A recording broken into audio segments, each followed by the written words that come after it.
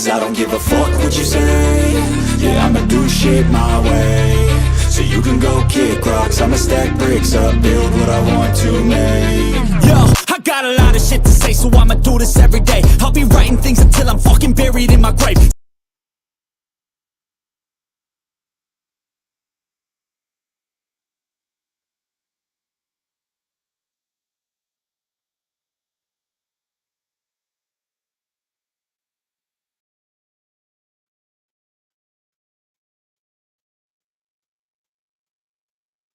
What's up, guys? Who you see getting hauled away is Mark Rita, who we came across on Blue Sky. Yes, our second Blue Sky catch and presumably our second Blue Sky arrest. We love Park Forest PD.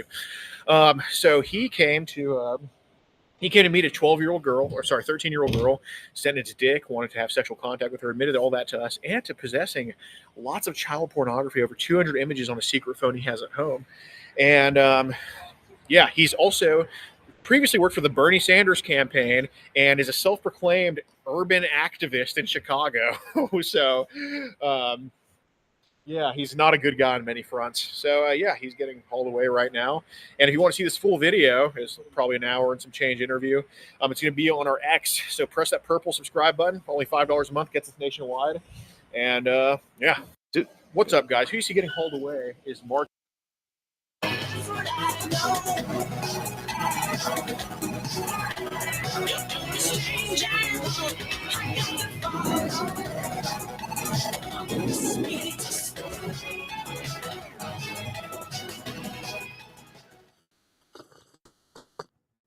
Glad to be with you. I just had an idea as we were watching that intro. I have to write it down. Okay. Otherwise I'll forget. Whenever it hits you. Yeah, because I require a paper. It's a wiener. That's what I drew. Now, we have a lot to get to today. We do have a Councilwoman Vicky Palladino from New York on the show. We also have the Reverend Al Sharpton on the show. Wow, okay. Later on. And the reason we have them on is because we're going to be comparing Daniel Penny versus Luigi Mangione. Is it Mangione or Mangione? I think it's Oni. Mangione. I don't know. Murderer who will spend his life in prison. Yep. The treatment Rightfully from so. the media and exactly how they are trying to paint these situations and why it's not going to work. Comment below if do you feel that? It's not 2020. It's not 28. It's not 2016 anymore. The Black Lives Matter.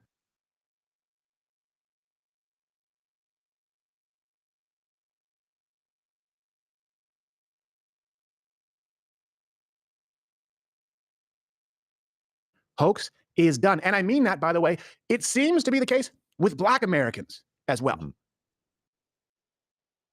You guys feel it? So we're going to be talking about that quite a bit. And because we're dealing with, the deaths of individuals, in one case a murder, in one case a rightful defense. If you're watching on YouTube, you may at some point see this. Head on over to Rumble. It's a live show, weekdays, 10 a.m. Eastern, including Friday. If you are a member of Rumble Premium, Captain Morgan, CEO, you gave me the throat thing. I don't think I did. You did? No, you don't sound like it. How are you? I don't care. I hope that you wear this sickness for the rest of your days. It wasn't me. Yes, it was. You feeling better though? I feel a little bit better. My voice is still a little wonky, but yeah. Are you feeling okay? I have, yeah. I just, I had a fever, like spike out of nowhere, and then went away. Yeah. And I just had a throat thing. It's been going around this office. I just think there's something going around. Everyone's immune system has been messed up the last 3 months. I don't know what it is, and I just get just the dip of it, which is why I have your throat thing. And Josh Firestein, when you hear this, you know him, you love him. Saturday, December 21st, Bricktown Comedy Club. Go support live comedy. JFirestein.com. How are you, sir? Pretty good. I'm not. I didn't get just a tip. Daryl gave me the whole thing. Yeah, I know. I woke up with a sore throat too. Ah, I think it's because my sinuses. I got that clear. I washed my nose this morning. Yep, it does. Well, I think that's why I've had like the fever, but I don't get the nasal congestion because it clears it out. So I'm still able to breathe and be here with you, but I will lose my voice by the end of the day. By the end of the day, I may sound like this idiot, and there's no other way to describe this person. We're going to go through the entire kind of ins and outs of Daniel Penny and the media, malpractice, honestly, and certainly the left's malpractice in comparison to the shooter of the United Healthcare CEO. But I wanted to separate this because it's so moronic, and it's not just that it's really dumb, but I always find great pleasure in when you can actually see the moment, and you see this with AOC, that they realize they've screwed up and talked themselves into a corner, and there's no way out. You can see as the words leave her mouth that she's going, oh no, I just made the case against myself. How do I turn it around? It's the dumbest response we have seen to the hero, Daniel Penny, who tried to protect his fellow citizen. Here is AOC. See if you can spot the moment. Essentially said that he would do it again if necessary, if there was a present threat. What do you make of the comments? Well, doesn't that, I just feel like that tells us everything. If we do not want violence on our subways, and the point of our justice system is level of accountability to prevent a person who does not have remorse. Oh, there it is. If we want to stop violence on our subways, and our system is to have a level of accountability for people who do not feel remorse. Oh no, I thought you meant people who like kidnap kids, who punch old people, like Neely, people who commit violent assaults. Yeah. If we want to stop violence in the subway, then we need to empower American citizens to stop violence on the subway. Oh no, it's that he doesn't feel remorse for stopping violence on the subway. You are a special kind of moron, AOC. Let's continue to the end.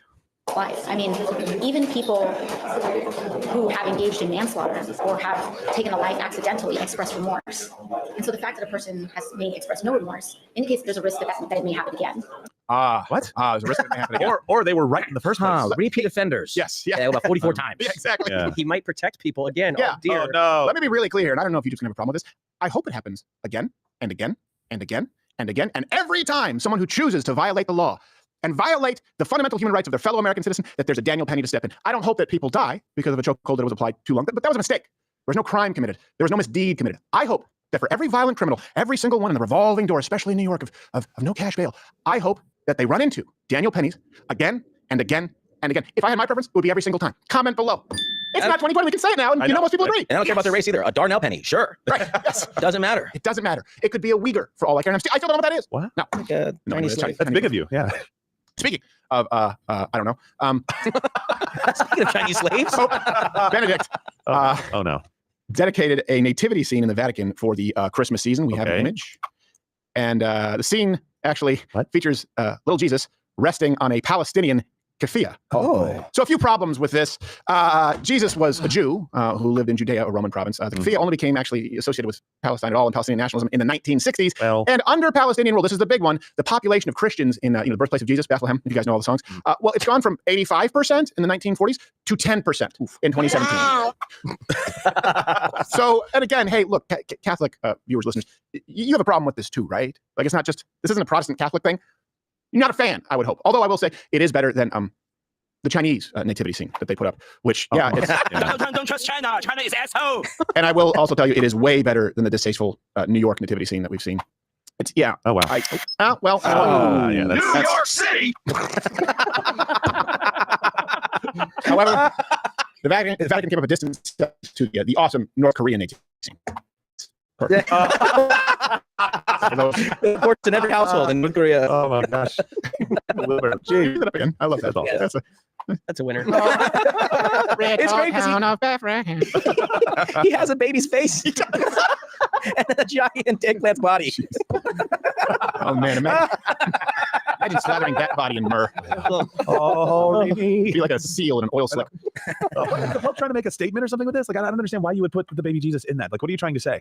It's appeasement. It's appeasement. If the Pope is trying to say maybe that the Palestinian people, the people in Gaza and other places like that, shouldn't be shooting rockets into Israel, then hey, I'm all for it. Where are you on that front? It's all so tiresome. It's so shallow. I You hear know. people like, well, actually, this is the if you read the Bible. Like, I don't give a rat's ass. We're not Just talking. shut We're up. talking about Hamas. Okay, all right, fine. You win. Queers for Palestine. They're like, Go, oh, go. they didn't even exist until 1948. Okay, let me just grant your premise. It doesn't matter that it's their ancestral homeland, even though to me it kind of does.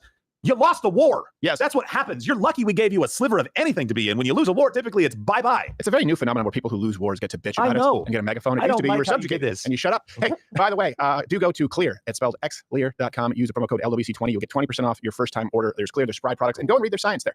As it deactivates rhinovirus. I mean, they even did some studies on COVID, which they were allowed to publish, and they were allowed to say Finally. that it deactivated COVID in the nasal cavity by 97%, but they weren't allowed to say it on terrestrial radio. Oh. So you can go and read. They've actually paid for some. Can you take the tip off this time, or are you gonna? I can't take the. Can you- Well, it's just because it's green. Let's just see. Let's Hey! oh, circumcise that baby. I can take it off. Just like your Christmas bonus. It's gone. Oh, I'm gonna buy keffiyehs with that.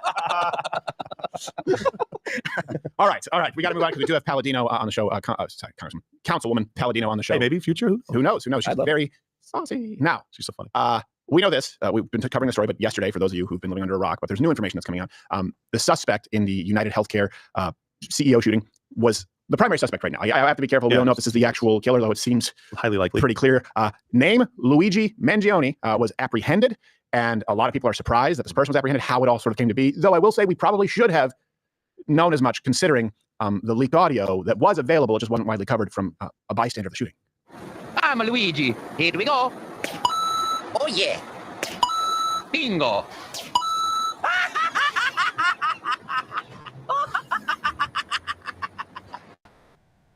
Just a note to have our half-Asian lawyer ready. Yeah. With what, mushrooms? For my soul. Hold on.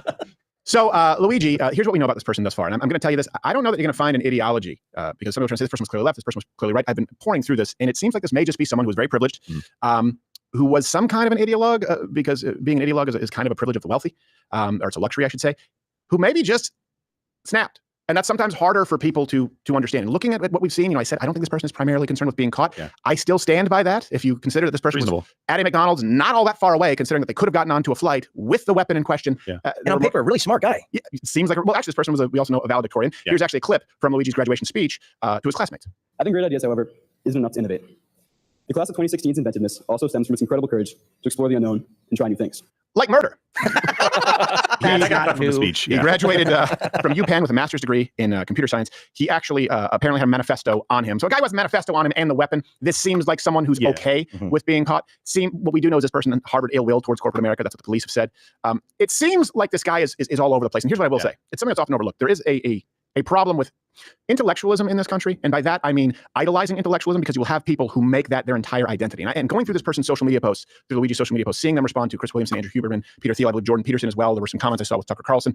But then also taking into account that this person left a review of the Unabomber's manifesto. This person seems primarily concerned with appearing hyperly intelligent. They'll say, well, actually, this point about Tucker Carlson, and they will go into a diatribe where they don't seem to have skin in the game. That's what I see with Luigi. But at every opportunity is trying to let people know how much smarter than he is than them. Seems like that may be where this guy found his identity. And that can jumble you out, because intellect with no moral compass, it doesn't go anywhere good. That's what we know. Here's the review, too, from the Unabomber's manifesto from this guy, Luigi. He said, it's easy to quickly and thoughtlessly write this off as a manifesto of a lunatic in order to avoid facing some of the uncomfortable problems it identifies, but it's simply impossible to ignore how prescient many of his predictions about modern society turned out. Then he did say that the Unabomber was rightfully imprisoned. Went on to talk about how you kind of ignore this at your own peril. This seems like a guy who wanted to leave a large footprint online and wanted to leave a legacy that he was a hyper-intellectual. That's the only kind of constant that I see. Outside of it, look, person's a murderer. Yeah, and person is a murderer. I think you're right. It's unsettling when we can't put it in a box. Like, we don't understand, like, oh, okay, this guy killed the CEO because he had, I know there was reports maybe from one of his roommates that he had back pain, like crippling back pain or issues with his back. Okay. Yeah, surgery. All right, that would make, surgery. Yeah, so that would make more sense. Okay, he was denied coverage. Okay, now we understand it. We can understand the world. This was a bad person. But here's the situation that drove him to this. It's much more unsettling to go, but we're not really sure. Right. We're not really sure what happened in this situation. But I think right now you're probably right. We have to stay kind of outside of this a little bit and say, you can't just box him into, surgery denied or pain and going after a CEO of a healthcare company. Maybe there's a lot more to this. One thing that is for sure is the media's handling of this and the left's treatment and the left's venerating of this person in comparison to the condemnation of, I believe, a hero, Daniel Penny. Not a hero in that he saved tons of people or he stopped a terrorist attack, but somebody tried to do the right thing. I think the intent here matters. Someone on Twitter, Viva Frey made a good point on Twitter saying it's been 5 days and we know more about Luigi than we do about Matthew Crooks after 5 months. Weird. Isn't that weird? I don't know that it's weird. Yeah, it's almost like it's kind of completely expected. And it's unsettling for sure. Yeah. You tried to assassinate Donald Trump, right? Everybody still remembers that? Yeah. Everybody still happened, right? Yeah. Okay, good. Yeah. Because of the rhetoric from the left that was never ending gay. Okay. The Hitlerian guy. Yeah. The Hitler, the guy who wanted to put y'all back in chains and all that stuff. Yeah. Mm-hmm. Also, by the way, last time you go to CrowderShop.com, where you can get it shipped here this week before Christmas. CrowderShop.com. Go there, you get all the merch that we wear here. You get the, there's so much there. Honestly, actually activated a whole bunch of Christmas merch. We have some new stuff that just came in, so go check it out. I love Die Hard as a Christmas movie. There's the big letters on that, which is stupid. I'm going to make sure just to piss Tim off with his stupid criteria with the X through it. He has like 5 things that have to be in a movie for it to be a Christmas movie. It's not true. I think it's go there right now. Check it out. Reasonable. I think it's perfectly reasonable. It's not, you should put those 5 things on Twitter later. Yeah, he should put things on X. He already posted them on X. What I'm saying. I'm going to repost them just for Gerald. Yes, you should. That's the only reasonable course of action at this point. Why would you agree with him? Also, why wouldn't I? So Daniel, so we were on the show yesterday as this came in live. But Daniel Penny, the Marine on the New York subway, was found not guilty, was acquitted in the death of Jordan Neely, for those who missed it. Daniel Penny has been found not guilty of criminally negligent homicide. That was the second count. Remember, the first count, the jury could not come to a conclusive decision on a unanimous decision. But this one, they were unanimous, not guilty. The jury deliberating for more than 24 hours across 5 days before finally reaching this verdict. Daniel Penny found not guilty on all counts. And I find that broadcaster guilty of being silly. That voice, Daniel Penny is not guilty. He seems like he should be like a third-tier greaser in a gang in the 50s. Like, yeah, you should cut him. The understudy to the horse race broadcaster. Yes, exactly. So, look, and we show you this because we covered this yesterday live on air, and the left is entirely predictable, and it's important that you understand why. We absolutely called it, right? You called it yesterday when the left said this stuff. When they announced this, we knew what the left was going to say. So, I think it's time for a Crowder called it. Okay. Come, let Zoltar tell you more. I calculate the next pitch ball right past the flag. We're going to win the game. I guarantee it. Watch the media talk about this. I guarantee you, they're not talking about it right now. They're not. But watch them when they do talk about this. It'll be a negative thing. It'll be somber. Well, you'll definitely get the Van Jones and those people saying, well, this sends a message loud and clear that it's open season on Black Americans in the subways of New York. I guarantee you someone will say something that is, if not exactly that, something to that effect. Close, watch. I'm calling it right now.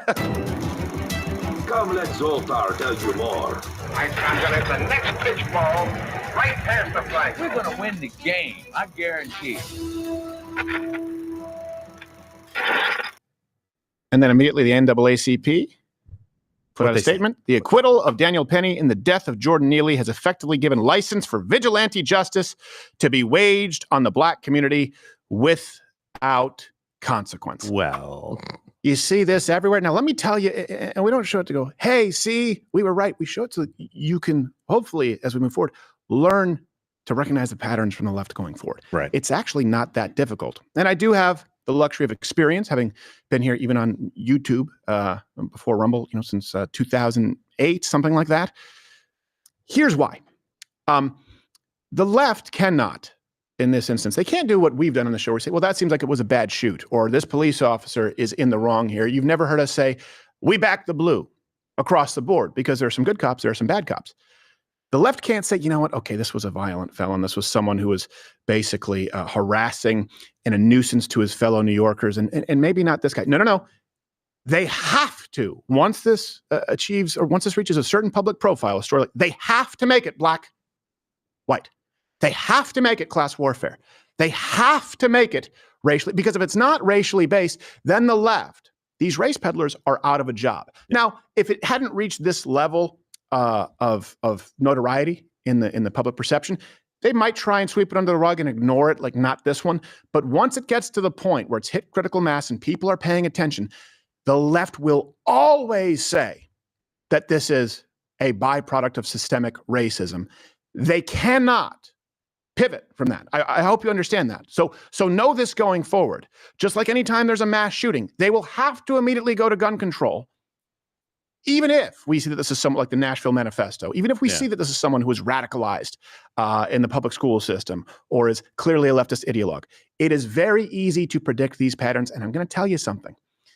This is a rare moment in history. It's not working anymore. It can't work. Black Lives Matter, Antifa, affirmative action at the Ivy League, it's done. People aren't buying what they are selling. So you see this from the NAACP, and like I said, they will tell you it's open season on black people, that this was a wrong verdict, that this is more proof of racism in America. Oh, here you go. They will not find a white man guilty of killing a black man in modern day America. This is no different than Jim Crow. Black lives do not matter in America. Black people don't mean anything to white America. It was foolish of us to think that a black man would get justice in the system designed to keep him oppressed. So all the white people here, y'all got work to do. Yeah. Out of black people business. Okay, then fix your business. Do the anti-blackness work in there.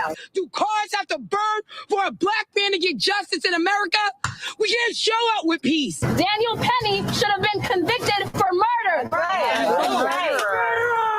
So, is that a clown? The only crime that Jordan Neely was Black Annie was the color of his skin. I fought hard to get the anti-chokehold bill passed, which did pass. But it should not only be for why's the Mario Star level song playing? Civilians also. They're gonna hear us tonight. Y'all gonna get y'all money tonight. Want to bet? Money's worth tonight, mother. Yeah, load that shit up. Y'all gonna get y'all money's worth tonight. There's a chance that Jordan, who simply wanted to be heard, wanted to be seen. What a head. During his Melon life, in mind. would be seen in He remembers his death. tomorrow. And that didn't happen in the courtroom. I had enough of this. The system is rigged. It's not. I wasn't surprised at the verdict. Was it the right verdict? Absolutely not. I think he should have been found guilty of criminally negligent homicide. But I wasn't surprised given where it was tried, New York County, and the jury pool that you have in New York County. No peace! No justice! No peace! No justice! No peace! These racist ass police! America, do better. I am actually really sad and disgusted with the system. And it's time, y'all. It's time for us to go to war. I said what I said. Well, see you on the battlefield, sir. You'll see him from a mile away with that lip. Oh, how do I reload this? Just silly. Why don't you put bullets in like a circle? Why is it like in a flat box? I don't like it. And here's Black Lives Matter activist. They're still a thing for some. Really? Hawk Newsom. He actually went out. Well, he said something that would get us removed from YouTube if we said it. That black people should actually become vigilantes. We need some black vigilantes. That's right. Oh, we got 'em. People want to jump up and choke us and kill us for being loud.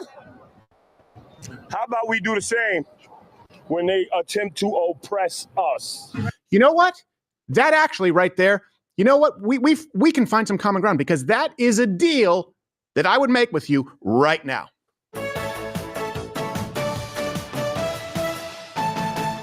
So let me be clear, Hawk.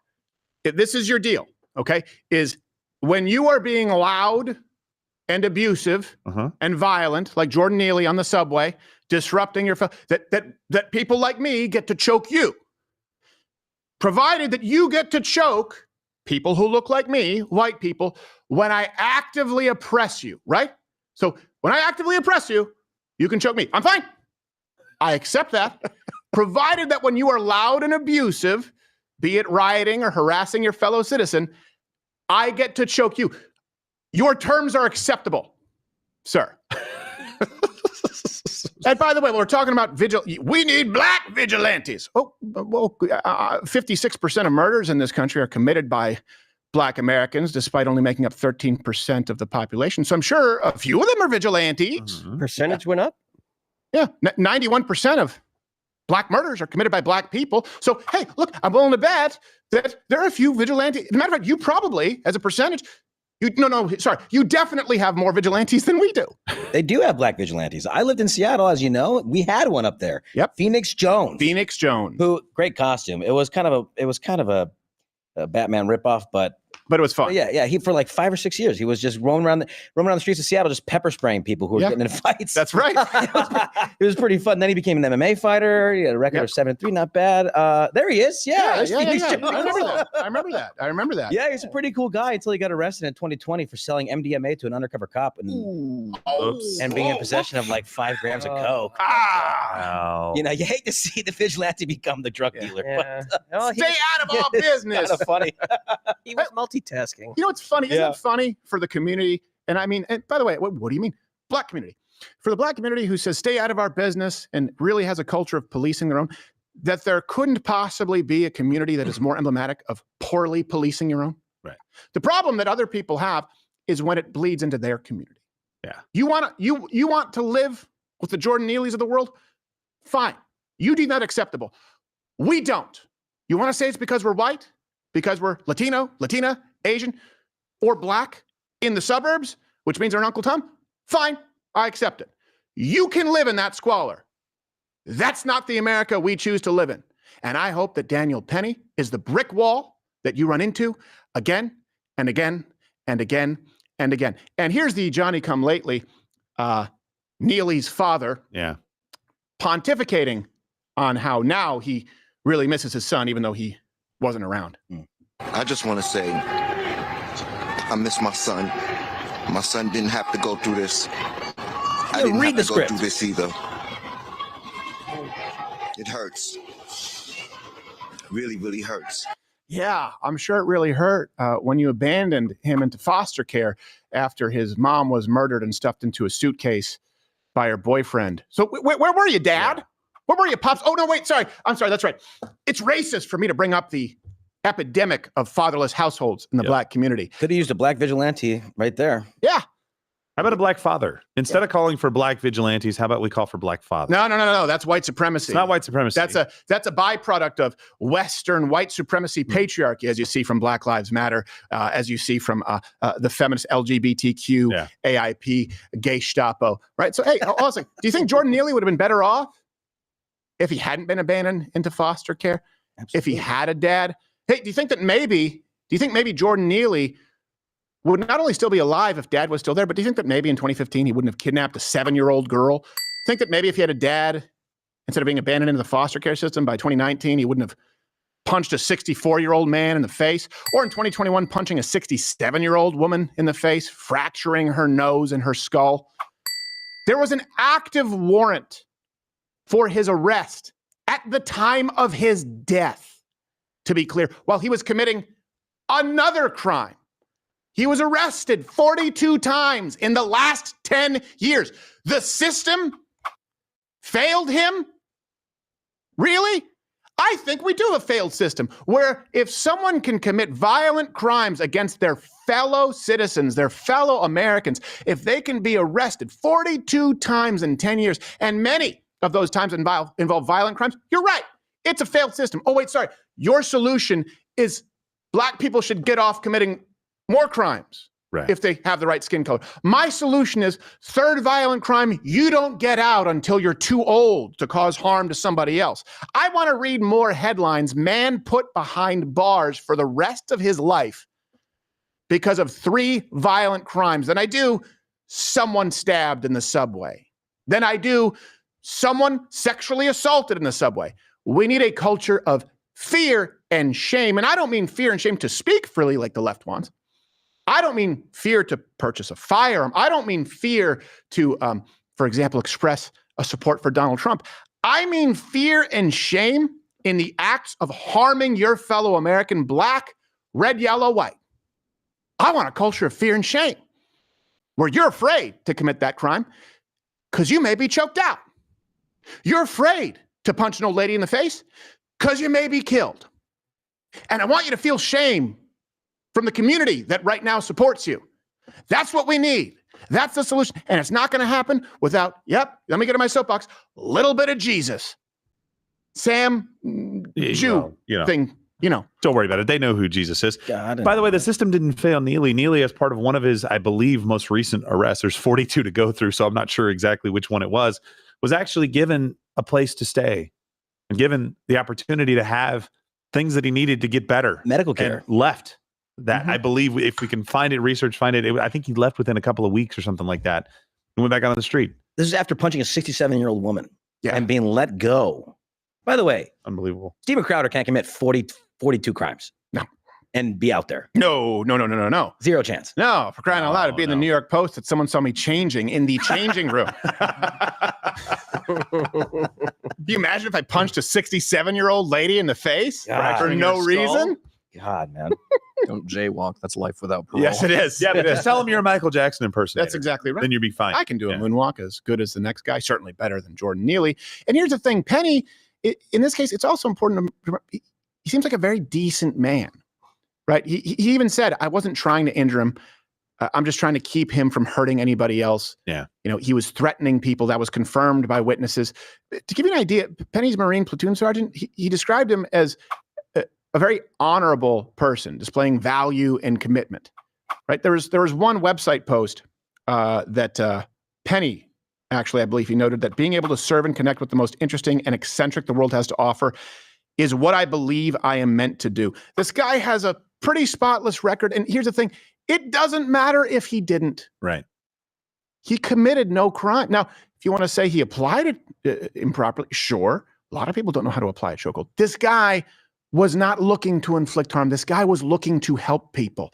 That's an important delineation to make as we continue on to this other shooter who's being praised and venerated by the left. Right. Luigi. Is it Mangione or Mangione? You got to say Mangione. Mangione. Again, you got to have a breadstick in your hand. Yeah, exactly. Yeah. Never-ending pasta bowl, which was Jesus' last miracle. Shut. I give unto ye fettuccine. Never-ending breadsticks. Oh, can I have some of that salad? No, Judas. Never-ending pasta? Yes, it's going to suck. No. I tell you what, you know how much this never-ending salad bowl cost, Judas? About 30 pieces of silver. Go get some. They weren't eating that carbonara. No. And by the way, none of this happens without you. Everything we're able to say now, couldn't have said this on YouTube. 2019, 2020. So thank you, Rumble Premium. Mug Club is now Rumble Premium. Rumble Premium is Mug Club. $99 annually, or it's $9.99 a month. Tomorrow, we are going to be announcing and unveiling the new mug for this merger. None of it. Mug Club Undercover, the show Beyond the Show, Friday, Nick DiPaolo. None of this happens without you. Of course, you get Dr. Disrespect now. You get Barstool Sports. You get Mr. Guns and Gear. One-stop shop, one umbrella, live sporting events to come. We are so grateful. it's really nice to not have to be afraid of being completely deplatformed and erased from big tech oligarchs. And also, just to be really clear with you guys, some of you were noting that on mobile, you thought everything was on Rumble Premium. No, all the free content is still free. It's just on the mobile app. It hasn't updated. You might need to uninstall the app, reinstall it. It's going to update this week. We're on the phone with Rick. Rick is on it. Pretty sure everybody's going to see a difference this week. And there's more free content. More free content than ever, to be clear. And then additional content if you're a Rumble Premium member and ad-free. So you're not confused. If there is premium content in an episode at all, it will say premium, but not premium only. Right. So Friday show says premium only because it's all... Just like you can watch right now live, of course, for free, and then you continue if you're on Rumble Premium. So let's compare. If I've missed anything here, you guys can stop me. But let's compare. It's rare that we get two stories like this that have a lot of parallels. Penny and Luigi Mangione. So what you see is the left. So let's look at their treatment of these two different people, why they are treating them that way versus the reality. So Daniel Penny from the left, he's being treated as a white vigilante, right? Just shy of white supremacy because there's no evidence there. So Mehdi Hassan wrote, just imagine if Jordan Neely had been white and Daniel Penny was black. Imagine what some of the folks defending Penny today would be saying. Just imagine. And by the way, you don't have to imagine. Libs of TikTok nuked him from orbit with a story basically saying, yeah, here's another story where a black guy stabbed a white guy in the same kind of situation and is out free. Yep. So I don't have to imagine. Already happened. Didn't even make the news, actually. It won't. You have Representative Summer Lee from Pennsylvania saying, the acquittal of Daniel Penny is the murder. In the murder of Jordan Neely is a painful reminder of a long-standing reality. Vigilante violence against black people often goes unchecked. Wrong. How was I able to predict this to the letter? Because they cannot approach it any other way. The left can't get away from the social justice causes. It's not possible. So just remember, if they try and present as more moderate, this is who they are. They're lying to you.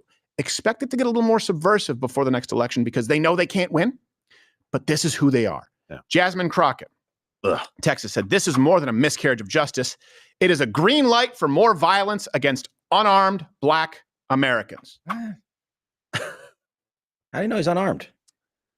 That's a good point. How do you know he's unarmed? Hold on a second. If nothing is done, so then what would 42 arrests in 10 years and an active warrant out for this person while this person has punched two elderly citizens in the face and kidnapped a 7-year-old girl?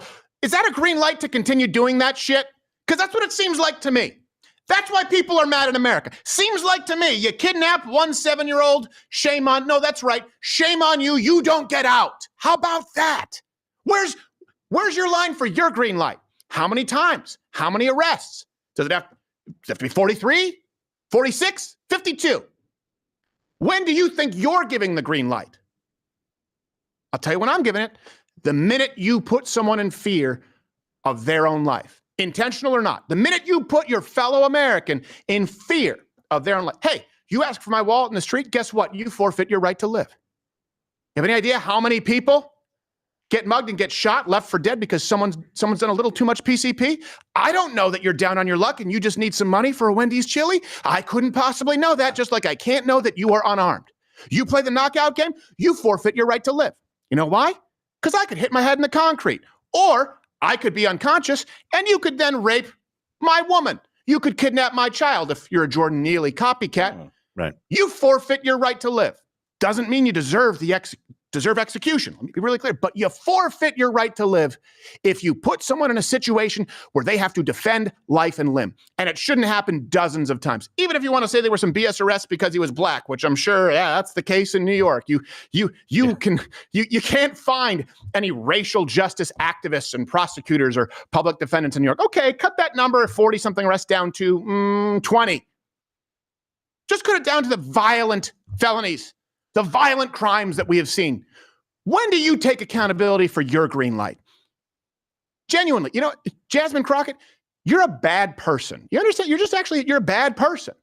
You're a bad person with a bad worldview. Now let's compare this to Luigi, right? Luigi, who shot the United Healthcare CEO. You see this all over the place. He's been praised, lauded as a hero. This is actually 1.6 million views on X. It's a meme. It says, he took action against private health insurance corporations is what he did. He was a brave Italian martyr in this house. Luigi Mangione is a hero. End of story. You also have a lot of people, hundreds of thousands, thirsting over him, meaning they think this guy is sexy. Here's a post about visiting Luigi in prison. It says, me visiting Luigi, and there they are making out. That's, by the way, the most tame one we could find. I mean, the guy, he did look kind of ripped in one of his pictures. So, he did. He did. Yeah, I guess that makes up for him being, a murderer. Yeah. You're like, I'm going to bring him home to mom and wife. Well, because he has abs. Well, we have a Gerald's difference. planning a visit. Yes, yes. he just wants to put a smile on the faces of those people. And even Jon Stewart's audience booed that Luigi was caught. How did they manage to end a decade-long civil war and defeat the entire Syrian military in just 11 days? And wait, zoom in on there. Is that zoom? Are you kidding me? No! No way! That guy! What? How did? Is that where he rode that city bike? Is that? Actually, obviously couldn't have been that guy. Today, they did appear to catch that guy today at a McDonald's in Altoona, Pennsylvania. It's true. Look, I'm sorry, guys. Apparently, a bystander at the McDonald's ratted him out. Oh. Ratted him out. Come on. I understand the audience being morons, but Jon Stewart ratted him out? You mean took a murderer off the street? I think you got to use that kind of lingo when the guy's name is Mangione. Yeah. He was a rat. Yeah. Maybe he's making It put Mangione behind bars. Right, because of that rat at the Mickey D's. Yeah, hey, I got you. Hey, your McRib. I agree. I've never had one, and I don't plan to. They don't serve them in pasta, okay? So the vilification of Daniel Penny, someone who served his country and was serving his community, and the venerating of Luigi. And here's actually Taylor Lorenz, noted barnacle. Well, all right. Who said on Piers Morgan, I was actually I have a Bluetooth speaker, and I was in the show. I go through news, and when I heard Piers Morgan drop the F-bomb on his show, I knew that, that must mean he's quite upset. Here she is, Taylor Lorenz, saying that she felt joy over the assassination. I do believe in the sanctity of life, and I think that's why I felt, along with so many other Americans, joy, unfortunately, because it feels like... Serious? I mean... Joy in a man's execution? Maybe not joy, but certainly not empathy. Yeah, because again, we're watching the footage. How can this make you joyful? This guy's a husband, he's a father, and he's being gunned down in the middle of Manhattan. Why does that make you joyful? Of Americans that he murdered. Yeah. This is the same type of person who's a feminist, by the way, who believes that we should believe all women, just to give you an idea as to the consistency of her logic. Like, well, he deserved it. Okay. You've mouthed off, haven't you, Taylor? You realize that you're not being violently dealt with because your rights are an illusion. It's funny when women try and act tough. Like, yeah, I don't have empathy. He had this coming. Okay. You want to live in that world? It's like the kid with the anarchist shirt they got from Hot Topic. Do you have any idea what your life looks like if anarchy comes into play? Do you have any idea how fast you would be a slave chained to my doghouse? Best She case also scenario. said we're walking around without masks, raw dogging the air. yes, she did say that at one point. Raw dogging. That's a the air. quote. Yeah. But so let me just be clear too. She came back later in that episode and said she didn't mean she was joyful over the murder. She didn't say that. So Piers actually played the clip of her saying I know. to her. And here's her defense. She actually just blew it out of the water. I'm sorry, I haven't seen anybody else say this until now. Her defense was, you interrupted me. Okay, well, what did you mean? I'm actually joyful that people are looking at the situation with the insurance companies. Oh, so is that why you don't feel certainly not empathy? Mm-hmm. Because empathy doesn't apply to the people looking at the insurance companies thing. That's not what she was saying. She was saying, I certainly don't feel empathy. Empathy towards what? Towards what? The person dead on the ground is the only answer to that. I feel empathy for everyone who was wrongfully denied a claim, who paid for insurance. Yep, I feel empathy for them. I feel empathy for the people who were suckered into supporting the Affordable Care Act that screwed this healthcare system up, which was already screwed up before that, but certainly accelerated it. And I feel empathy for the family and the people affected by a man who was senselessly murdered. Just to be clear. I saw a guy online celebrating this. A guy who was a comedy show booker who didn't pay me my full amount one time. Wow. Yeah. Ah, good. Yeah. Like, you denied my claim for the work. Mm-hmm. Mm-hmm. Should you be next? Yeah. On the flip side, I've had people who I've done shows with who I've given 100% of the gate to complain that they were wrong. So people who are whose ideology is pure selfishness. Look, this is what you can expect. This is the culture of me, and I'm perfect the way I am. So that's what you see. You see the vilification of Daniel Penny. You see the venerating of Luigi. Why? Let me make it really clear. The narrative the left has to set, and that's why we were able to call it in real time, is in the Penny scenario, it's a white guy who killed an underprivileged black man. That's it. Yeah. That's it. They tried to paint Neely as this fun-loving Michael Jackson impersonator. Remember, just like back to Trayvon Martin, they tried to paint him as this teenager and not like someone a who was 12-year-old picture of the kid every time you saw him in media. Yeah, not someone who was basically engaged in alchemy with Arizona sweet tea and codeine. Well, they were both obsessed with 7-year-olds. Yes. Yeah. That's true. So. And then you have Mike Brown. Hands up, don't shoot. His hands weren't up. He was punching a cop, grabbing his gun. But they just go, white, black. Okay, so that's why they vilify him. The reason that they love, well, you know why? Because he killed a rich white guy. Oh, he killed a Disney villain, the rich white businessman. Therefore, it's justified. Now, the other worldview is the only way that violence is justified, and I don't believe that all violence is immoral, to be clear. You've never heard me say that political violence is never the answer, because it's not true. You've not heard me say that violence itself is never the answer, because it's not true. But the only time that violence is an appropriate answer is when you are protecting the defenseless or yourself. In other words, we need to stop this zero tolerance policy. All violence is bad, because then you have a generation of people who think that these are the same. Let me give you the reality, okay? One was a law-abiding citizen, potentially a model citizen, Penny, who deserves your support and your prayers, who followed the law to help his fellow citizen. The other, Luigi, is someone who flagrantly disregarded the law to commit murder, to assassinate someone. Is that clear enough? This can't be clear to the left because, and this is why I say there's a real problem with intelligentsia. You have to go to university today or work in media to believe that that's reductive or simplistic, therefore not worthy of your philosophy major. One's a law-abiding citizen who helped his fellow citizen. The other broke the law to assassinate someone. This is something, hey, can we find common ground on that? Anyone? We're not talking about the denial of claims, the AI algorithm, all of that. I get it. We did a segment on it yesterday. But in dealing with these two people and seeing the stark contrast, if we can't find common ground on that statement, there's no common ground to be had. I don't want it. I don't want fake common ground. I want a big old thick line in that sand. How about that?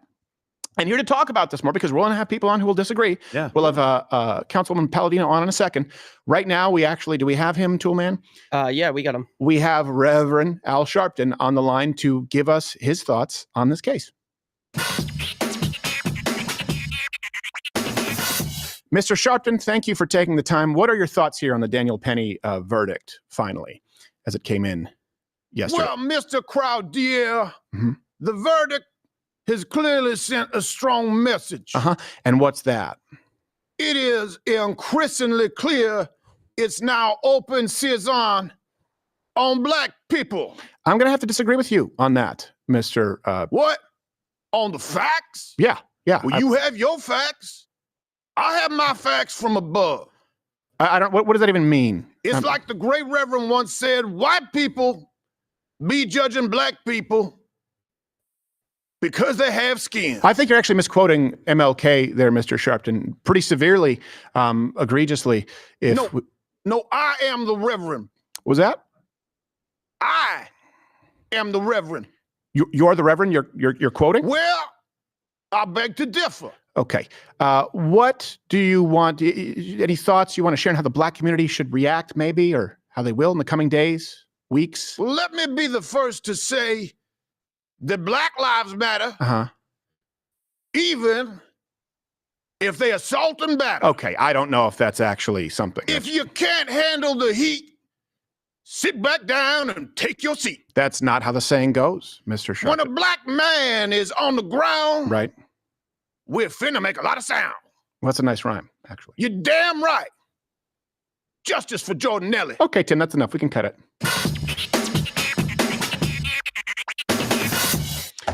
Well, that's, And that grifter didn't even know his name. Nelly. Got the name wrong. Different Nelly. No, that's hard for him to read prompter. I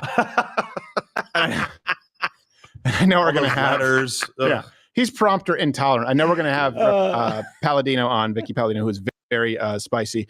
A lot of fun. You met her, right? I did. Yeah, she was the one standing off to my left at the press conference, and the first person that I saw, she just came walking straight up to us as she was going in, and she was like, "Oh, I love you guys." It was fantastic. I loved it. She had 2 aides with her that were helping out too. I think they were former teachers who had horrible things done to them by the Adams administration, and she's very outspoken, and she's my kind of councilwoman. Yeah, she's feisty. I can imagine. She doesn't care about people's opinions. Well, and I would imagine So- she has a lot of experience. And running it. We Yeah, can that hear was you, subtle. Noodles. That was subtle, Noodles. Yeah. This is the thing. See, when we're live, by the way, bring up CNN so you can see nothing up our sleeve. We do this live because I guess now people don't call things live. They call it IRL. Like IRL in real life. You mean live? Because it was so Well, everybody rare. lies about live now. They put live up, and That's it's like, right. yeah, but this was taped like Exactly. 6 hours ago. It's not live. We've been live. doing this for years. So this is me, IRL. I don't know what that means. Well, you can't see me. Can you still see me? No, I can absolutely. See you. Oh, we shit. could see the whole time. Didn't work. Okay, I think Vicky's talking. So let's, All right, let's let Vicky. we got her on the line. Okay, we do have her on the line. All right, so here actually to discuss this and more because it's a national story, and she's a lot of fun. Our kind of councilwoman, Miss Vicky Palladino. And on X, it's at Vicky for NYC. Miss Palladino, can you see me? Can you hear me? I can see you and I can hear you loud and clear. Well, thank you. We're so glad to have you on the show. And I wanted to first ask you, like, what did you observe during this trial? And did you kind of have a sense of the outcome being so close to it in New York? You know, it always made, first of all, my sense of the trial was should have never happened in the first place, like you've heard everybody say. It was racially motivated, absolutely. D.A. Bragg is been a political nightmare. He's not a true AG. He actually, and what am I allowed to say and what aren't I allowed? You can say anything you want, believe me. Okay, good. Well, he sucks. Okay. And he really should, how's that, good? That's yeah. More. good. Lay it on me. And he really should not be holding the office that he's holding. And here's a little caveat. Tom Caniff, which was one of Daniel Penny's defense attorneys, ran against Alvin Bragg in the last election. Okay. And now I'll step out of the box again a little bit because Tom Caniff did not get the backing that he needed from the party. Yeah. Okay. Okay. Because here in the city, everybody just assumes it's a lost race. Why invest? Right. So you have the island of Manhattan, 1.6 million people, and you have a guy like Alvin Bragg running, and you have an upstanding guy like Tom running. And sadly, the Republicans saw it as a lost race before it even started. And had they invested in Tom the way they should have, knowing that the DA's position on the island of Manhattan is more powerful than the mayor at times. Yeah. They hold that much clout. Right. So we could have had an upstanding DA, and this nightmare that we have would not have existed. Yeah, that's a good point. Why do you and Republicans consider it a loss? Whereas, you know, the first time I ever visited New York, it was actually for Thanksgiving, right after 9/11. There was still smoke down there in Ground Zero. This was when Rudy Giuliani was man of the year. So I know that nationally, it's very unlikely that, of course, they'll be voting for a Republican for president. But if you look at governors, if you look at the state legislature, it's not like it's a lost cause. It's a very good point. Why do you think so many in the Republican Party just abandon that, concede that territory? Well, it's been a lost cause for a while now. I mean, Ronald Reagan is the only one who took this city, state, the entire thing. Right, on a national level. The person who flipped everybody's way of thinking was, of course, Barack Obama. And everything went totally and absolutely to the left. because of that mindset. Now, look, we were always loaded with liberals, but we didn't have the progressive left radical movement that we have today. Yeah. It's insanity. Insanity has taken over. So can I ask you this? Because you just mentioned Barack Obama, and earlier you said, and I want to make sure it's really clear, you said this was racially motivated. For people who misheard that, you're talking about Alvin Bragg, of course, trying to use this to race bait because Daniel Penny was white. Right. Did you see that become far more? Because I will say this, as someone who's in my 30s, I grew up in a post-racial, America, Canada, where our biggest stars, Will Smith and Denzel Washington, the biggest films were Will Smith films, Denzel, and the biggest show was Fresh Prince. And then Barack Obama became president. And that's when we had the eruption that America was more racist than ever. Did you see that in New York? Well, of course. And, I, like you, I grew up in the late 60s and the 70s. I'm a lot older than you are. And my son is your age. And I have to say this, we've watched Manhattan. We've watched this change. The difference is now is that everybody hates. That word hate was not used the way it's used today. Right. So when Barack Obama stepped in, we had this man come in with a totally different agenda. One that he kind of snuck in under the rug, because everybody, I will say this, was thrilled to have an African-American president.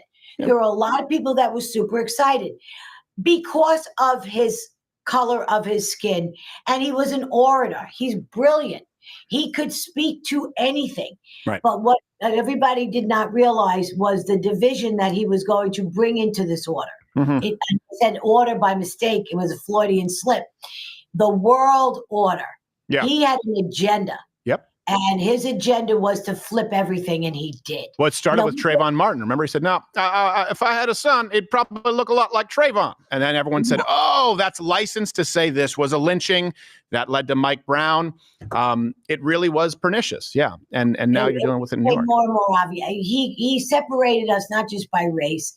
If you became a wealthy individual, an entrepreneur, successful in any kind of CEO of any kind of large business, you were considered a villain. Yeah, you really were.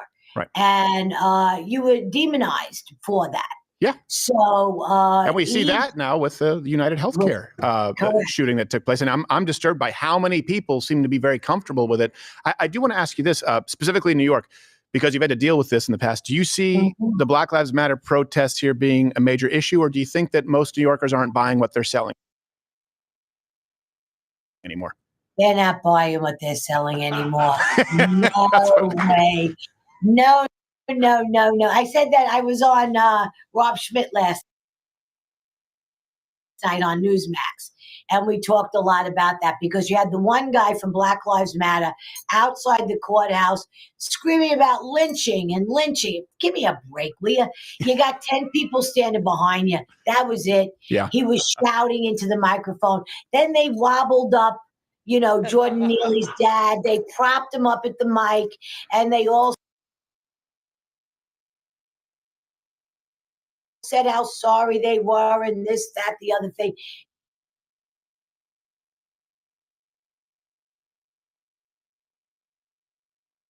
It's a bunch of crap. Yeah. Okay. Because where were you when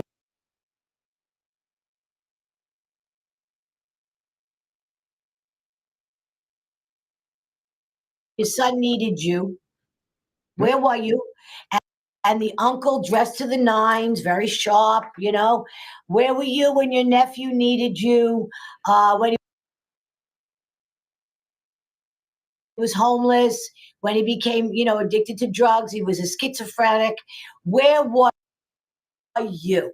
Mm-hmm. This was, nobody should have died. I want to make this very clear. Of course. This was unfortunate, but this was inevitable.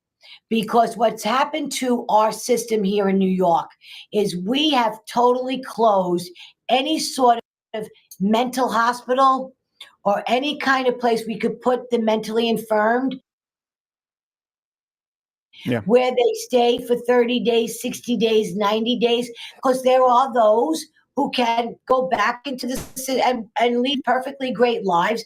I know a lot of people who had drug issues and problems that had to do 30 days, had to do 60 days, had to do 90 days, and sometimes more than once. And they came back as functioning adults in their 30s and made, very good use of themselves, owners of businesses and stuff like that. So we can't condemn all of them, but we do have to face a fact that there are mentally ill people that cannot be fixed anymore. Why were they all shut down in New York too? What was was Cuomo. That was Cuomo. We had a mental hospital on Staten Island. I forgot what the hell the name of it was. And I know there used to be one in on Roosevelt Island because they turned them into apartment complexes, but that's from a long time ago. How long ago? From a while ago, because when I was living there in New York in 2011, I almost moved to one until someone said, that used to be an insane asylum. I said, oh, maybe I won't go to Roosevelt Island. Insane asylum. I hate that word. But yes, when I ran for state senate, which a lot of people don't know, I ran in 2018. At that point, the Republicans held the New York State Senate by 1 seat because there's 60 some odd people that make up the Senate in New York State.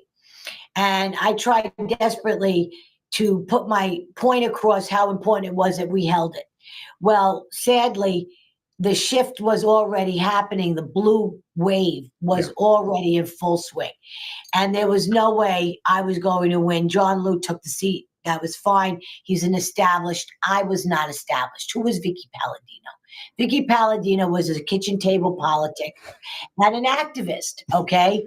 Somebody who always spoke her mind and everybody knew about it. Right. So I had $37,000. And here I was going up against somebody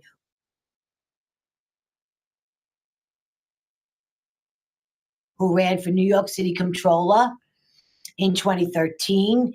But I said, what the hell? Let me see. Everything I said that was going to happen, happened. Bail reform, injection sites, the closing of Rikers Island, and so on and so forth. Right. So it was a losing battle, and we've become a losing battle since then. Well, I want to continue this, by the way, and of course, people can follow you at Vicky for NYC on X. We're going to continue this on Rumble Premium. When there, you can say absolutely whatever you want. If you'll stay with us for just about 1 minute and the break, people who are watching right now, Vicky Palladino, uncensored. Can we have a graphic? We'll put it on later. Click right there to continue watching. Thank you very much. Rumble Premium. Let's go. Mug Club now.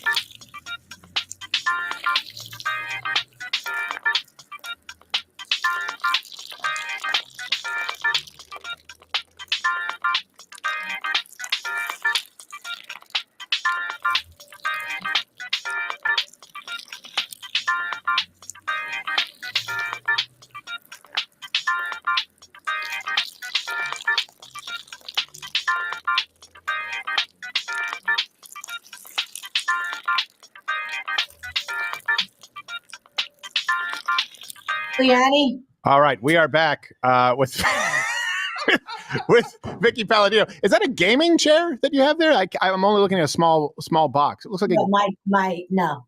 Oh, okay, I see it. All right. Yes. Yeah, I used to have an Aeron. Is that an Air? I used to have an Aeron chair, and then they turned to crap. Someone told me you got to get this chair, and then I always had a sore back. Well, they told me I need this chair. I said, okay, fine. Yeah. Whatever.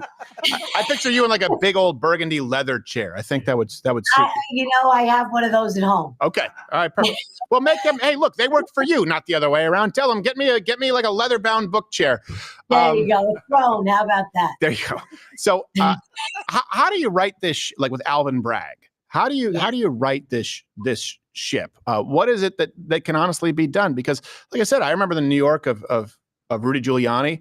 I mean, he was so effective that Bill Clinton tried to take credit for lowering the crime rate nationally when over 1/3 of it could be attributed to New York City alone. So it's always odd to me that New Yorkers have experienced this and now they've reverted to the state in which they find themselves. Is there a way to get it back? Yes, there is a way to get it back. It's called Republicans need to invest in a candidate that's worth investing in.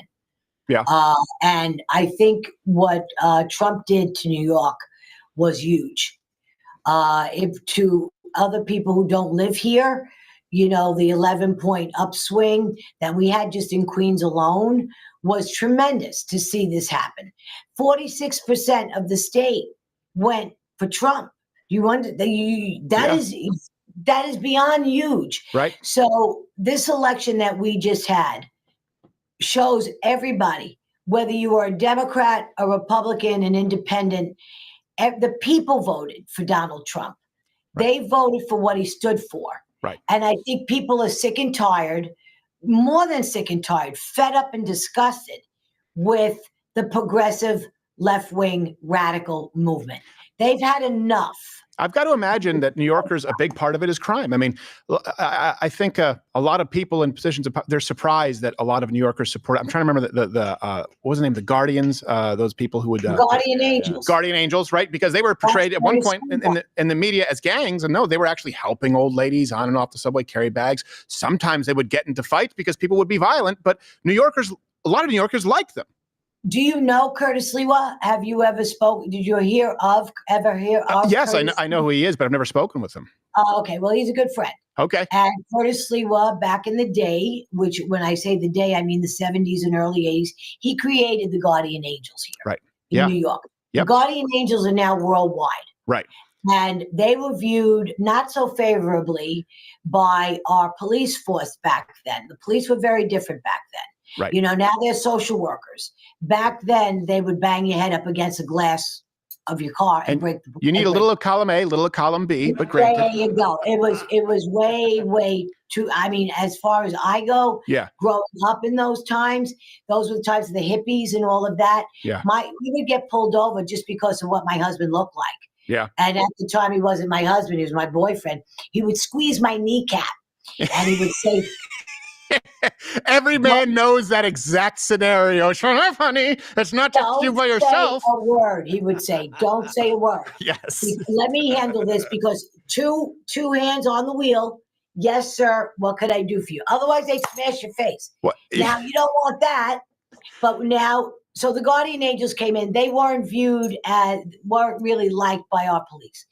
But what they did was they manned the subways. Serpico days. Ever watch Serpico? Yeah, that's back before Al Pacino faked his voice. He was sitting there going, "Come on down here, they're here now." Now he talks like this. I like big asses. You're like, that's not your voice, Al. I saw Serpico. That's not your voice, Al.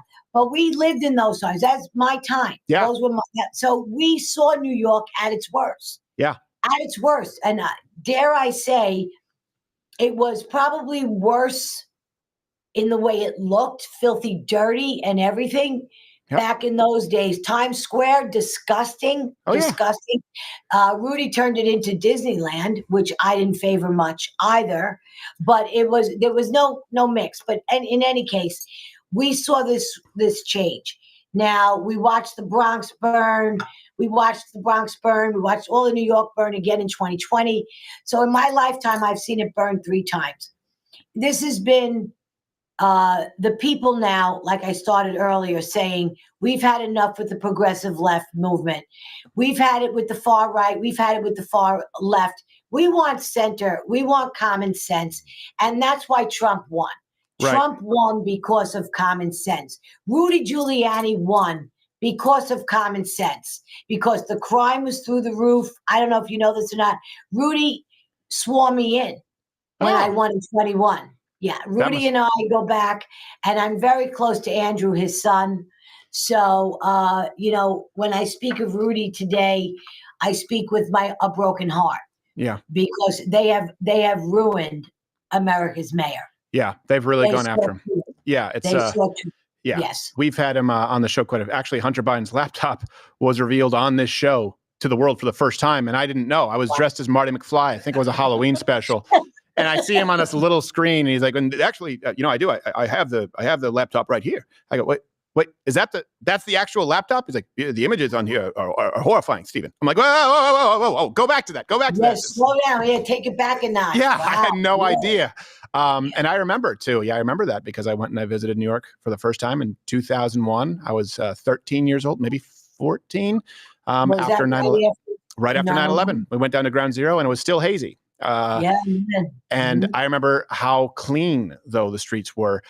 It's not that way today. I do remember because I came from Montreal where we had a subway system that was very clean. But I remember thinking, wow, the New York subway system is unbelievably clean. The one thing you didn't have in contrast to Montreal, which is a big city, is the gum on the sidewalk was all over Montreal. I noticed that in New York, that wasn't there. And I just said, wow, what I was sold as New York is not true. And going back to the Guardian Angels, too, we actually did a segment on this. Actually, we might want to bring it back up where I said, you're going to have a Dirty Harry. You're going to have a Charles Bronson death wish. These were responses to what people thought was lawlessness. I mean, that was in that time, you had Bernie Goetz, right? Which was far more severe than Daniel Penny. That was vigilante. That was vigilantism, but he got off because people said, we get it. This guy was beaten within an inch of his life and it was going to happen again. And he shot them and he went back to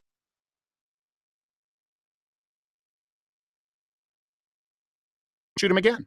Yes, he did. This year with Daniel Penny, this was such a shame. And when we got the news the other day, Monday, when I tell you yesterday, when it feels like it's Thursday, when we got the news yesterday, we all went, whew, yeah, because on Friday, when they came back deadlocked, the question was, what made up out of 12 people? Was it 1? Was it 5? Was it 6? Was it 11 that agreed that he should be found not guilty? Right.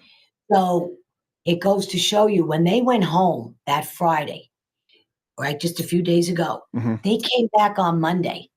Bam, in a minute, they came back out. It was decided not guilty because they know when they sent them home. Now, look, it's human nature. You go home. And your mother's talking to you, your sister's talking to you, your neighbors are talking to you. You're watching TV. You're not going to tell me you're not. Right. Okay? And they knew that the DA, the ADA, was sending them home, telling them, and the judge who sucked, he said, go home and find them guilty of something. Find him guilty. Yeah. Because we have a lesser charge. In the history, and I've been on now with a lot of lawyers over the last 2 weeks, lawyers that have been practicing, born, bred New Yorkers, 39 years, 40 years, 42 years, a little bit less in 30 years. They know it. They know the system. Never, ever in the history of them being lawyers in the city of New York, have they ever heard a judge send a jury back to try to convict a man of yet another crime, a lesser charge. Yeah. Like, go home, find him guilty.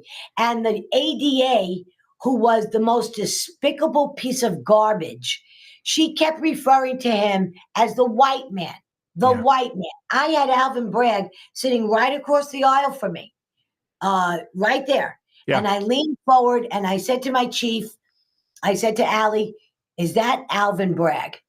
And she leaned forward. He was one in off the aisle. And she says, it is. I said, okay, great. It took everything I had for Daniel's sake to stay quiet. That was on Monday of last week because I went to closing arguments. Closing arguments was a joke. And I really wasn't sure. You're judged by, a jury of your peers and looking at them and sitting there, you're looking at each and every one of them and you're trying to get a read. Yeah. You couldn't do it. No. You just couldn't do it. And they I would imagine that this jury, obviously New York, probably some people of color in there as well. So this idea that it was a very good mix. It was a very good mix. But you didn't knowing you live in liberal New York. Right. And you have the ADA hammering you. And you got Alvin Bragg sitting right there. That was the only day he went to court. You have him sitting right there. I'm happy to say I'm very proud of the New York jurors that found Daniel Penny not guilty. I was incredibly proud because I really wasn't sure. This is a liberal city. Yeah. But Tom Caniff and Steve, they helped pick the jury. So, you left with a little bit of hope. Let me ask you this, considering that we're talking about a jury. do you think it'll be hard to put together a jury who will convict Luigi Mangione there? Because it seems like a lot of New Yorkers, are happy that a CEO of a big company was shot. How sick is that? Yeah. How sick is that? It's sick. This is what we've come to. This is how low we have gone. Now, here's another very prime example of mental illness. Mm-hmm. Yeah. This kid was out of his mind. Yeah. Now, when I first heard, now my head's been so wrapped up with my just daily life of what I need to do. Then we put Daniel Penny in it. We were really on top of the Trump in New York and doing everything we could. Sure. So the head was going at it couldn't take much more. So now when I was not paying close attention when I heard about the CEO getting shot down in cold blood in the street. So I had just seen the video last week.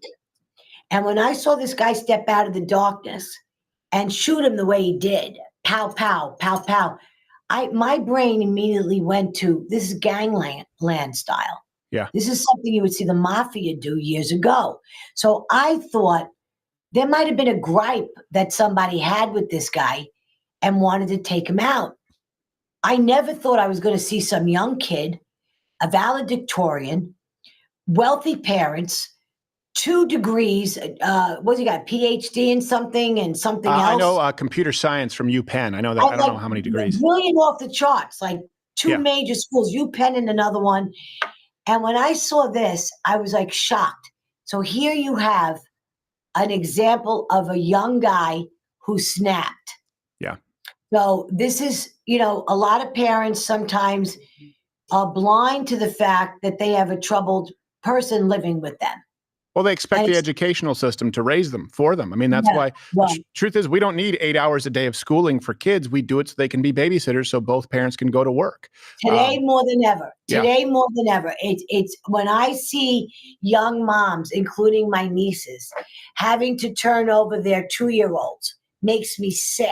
Yeah. Because what they're doing is that, like you said, you're letting the government raise your son or your daughter. Yeah. Or if they'd like to say and have their way, they should decide what gender they want to be. Yeah. Yeah. That's how sick it is. It's perverse. So, and it's perverse. Now, here's the other side of the coin. Who could afford $600-700 a week for private childcare? Right. If you're not fortunate enough to have a grandparent, your mom, your dad, or an aunt or an uncle that you could trust, or maybe a neighbor, you're forced, because you have to work. Mm-hmm. You're forced to put your kid into the new programs that they have, pre-K. They're looking to literally take your child from the cradle right through to college and any university, and raise them as they see fit. And you know what? I actually that dovetails into Gerald, who you've met, did have a question for you. I think specifically in regards to teachers and what's going on. Yeah, exactly. So Vicky, it's good to see you again. I wanted to see if there had been any updates since we last talked about some of the cases for some of the teachers who were let go from their jobs, if you guys don't remember, from refusing to take the COVID jab. Even some of them got reinstated, but I think people have been standing in the way of that happening. So is there any update that you can give us on that? No, actually, I have Daphne here. Allie is my chief. Yeah. But Daphne is the saddest, very sad story. Single mom, 29 years, same school in Astoria, which is not far from here. Mm-hmm. She was the lone wolf. By that, I mean, she actually won her case. Yeah. She actually won her case. She was told to report to school on the first day, and they were supposed to let her in. She had the papers with her. She had all her court orders. Everything was there.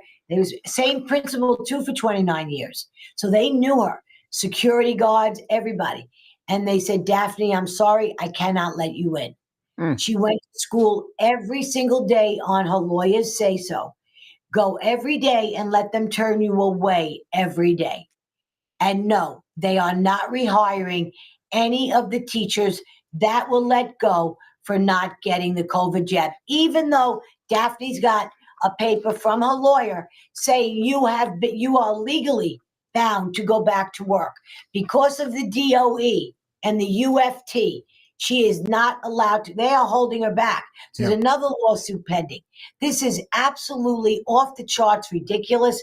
Can you imagine being 6 months short of your pension? A single mother in her 50s, and she cannot count on that pension that she thought she was going to have for 6 lousy months? Are you kidding me? And this is the difference between the right and the left. People on the right, they'll show up every day and they'll try to go through the system. And you know what? There is no recourse right now. Hopefully it has a happy ending.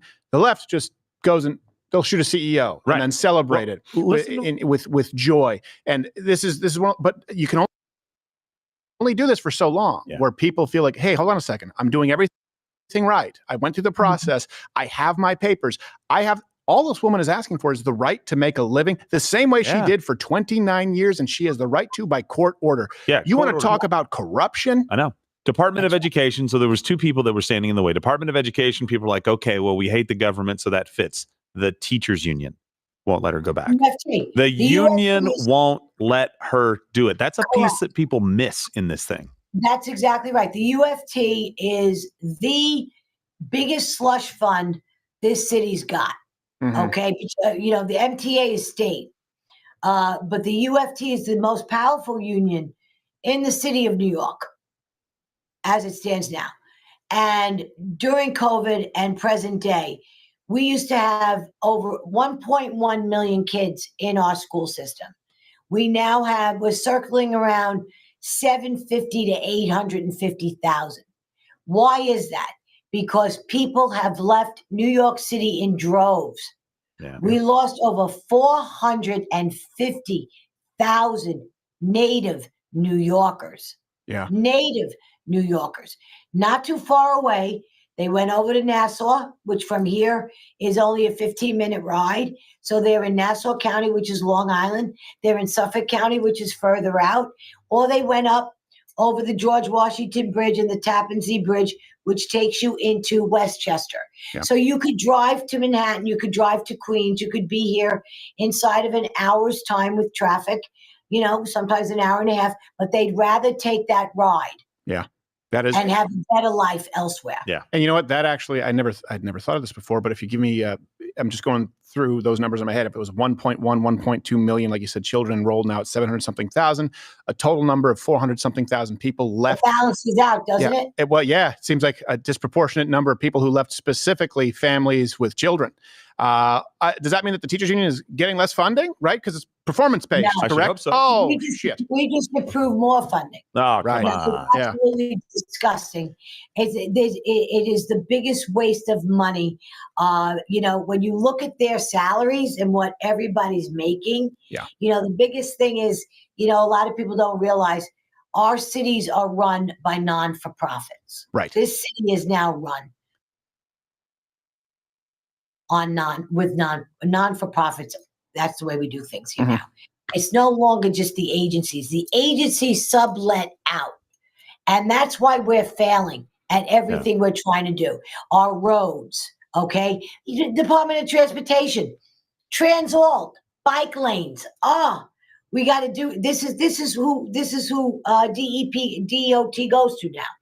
Transalt, who by the way loves me to death, okay? Not. And it's sad to see, because we're losing our guys and our women who have started from the bottom, worked their way up, have been there for 30 years, and now they're being replaced by 27-year-olds, DEI hires who know nothing. And they're being put in charge of a Department of Environmental, that's DEP. Our biggest agencies are being run by children, just the same way the city council is being run by children. So with no life experience, a lot of them still live home with their mother. No, it's exactly right. And it used to be, I don't know if you know this, but societies typically valued their elders because they believed that they had wisdom. And today, instead, people just coin it with, okay, boomer. It's like, I'm not a boomer, but when I hear a kid say that, I go, well, hold on a second. Wait, really? You think you have nothing to glean from this person who's lived twice as long as you? We do have some questions from chat, Ms.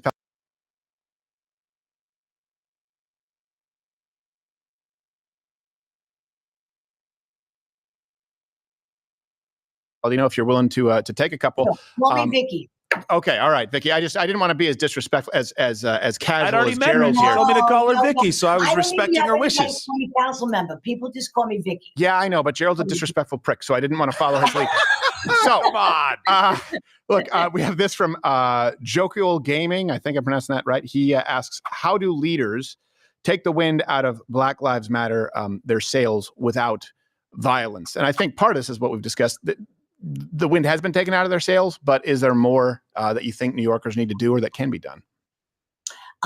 Right now, Black Lives Matter is non-existent. Yeah. They've been deemed a domestic terrorist group. They hold no weight here anymore. Nobody's carrying their water for them. You will always have that Antifa bunch. You will always have the BLM bunch. Antifa is dangerous. Antifa is a different story. Right. Because that's what we saw with the anti-Semitism. And that's a different sort of trouble. Yeah. Those are violent people. BLM is too, but we took the wind is out of their sails. Nobody's buying the bill of goods they're trying to sell anymore. Right. Black Lives Matter requires critical mass for them to be effective at all, whereas Antifa is almost like a specialized unit. They're just like sleeper cell terrorist kind of microcosms. So blow the whistle and they all come out. Yeah. Yeah. No, you're absolutely. Yeah, I think you're right. And I do think, hey, that's a big cultural shift. Something else we have from Scotch Dog. And this is an interesting question. Obviously, we all know how we feel or what we think about Bragg. Do you think that it's been so egregious that people like Donald Trump or his administration should prosecute or investigate Bragg? Well, I put that out in my tweet. Ask him if he read my tweet. Probably. My tweet was all about that. I want a federal investigation. Yeah. I said that on Fox News this morning.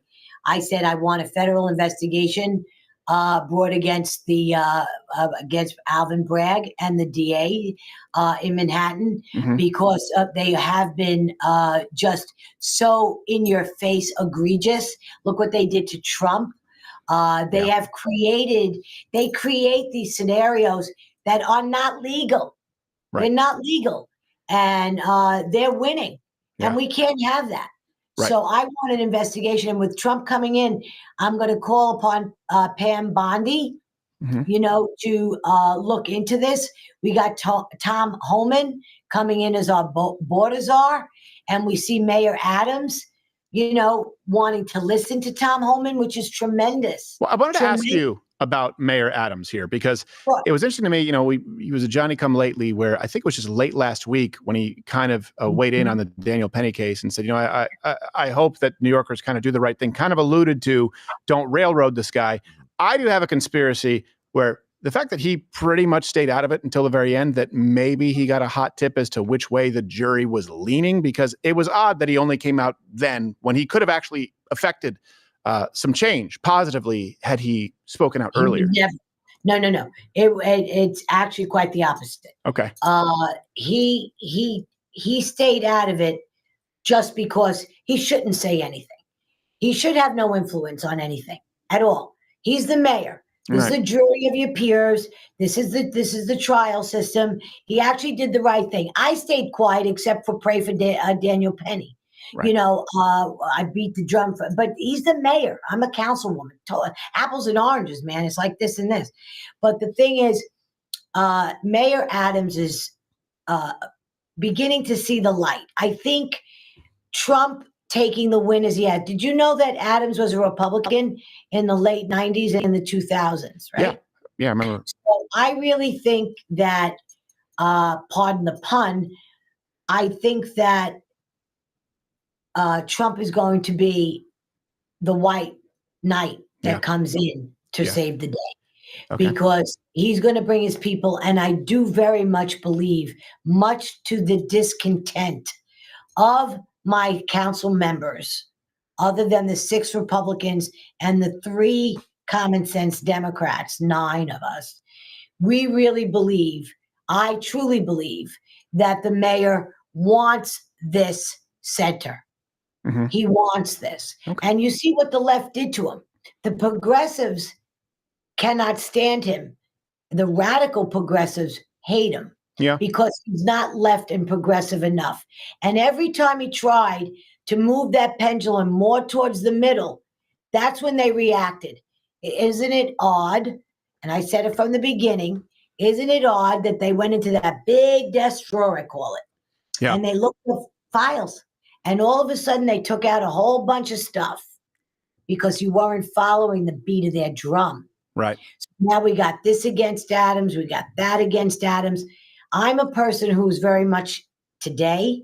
I don't care what Adams did 20 or 30 years ago.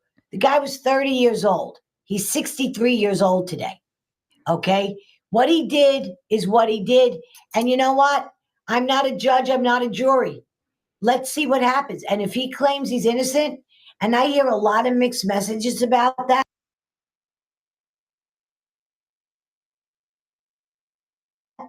I could say for myself that we could be polar opposites. Yeah. With the immigrants and crime. He wanted to reinstate ICE. He came out about that last January, a year ago, coming up soon. And as soon as he did that, smack him down. Yeah. As soon as he tried to stand for any sort of law and order, when he said, let's get them the homeless off the streets involuntarily, the people went nuts. Yeah, the no, left can't have that. It's got to be pretty tough in New York. I wanted to ask you here, I don't know how much experience you have with the brothers Cuomo at all. Obviously, one was governor and one was on CNN. What your experience has been, and if you think that Chris Cuomo, who was diehard anti-Trump, I mean every single talking point you can imagine, a COVIDian of the highest order, now claiming that he's moderate or he's leaning more right. Do you think it's genuine, or do you think it's he lost his job and now he has to make a living somewhere? I have no bones about Chris Cuomo. Here's the deal. He wants to be governor again or mayor. Well, wait, hold on. So Chris Cuomo is the brother who was the anchor. You're talking about Andrew Cuomo. Andrew, sorry. Yeah. Chris, I believe. Chris is a schmuck. Yeah, okay. That's okay.